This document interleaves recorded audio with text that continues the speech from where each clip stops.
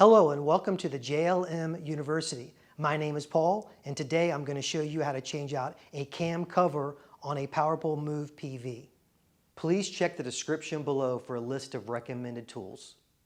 Before doing any work on your PowerPole Move PV, be sure to turn off the power and beware of pinch points. Okay, now we're going to use the plastic pry bar to pop the trim plate out. Once we pop the trim plate out, the cam cover will fall to the right. And now we're going to repeat the process on this side. Okay, now we're ready to install the new cam arm covers.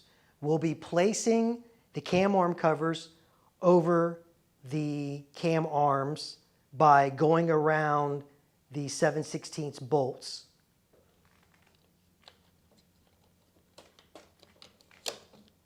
Once the cam cover has been placed on, you want to insert your trim plate. Now we're going to repeat the same process on this side.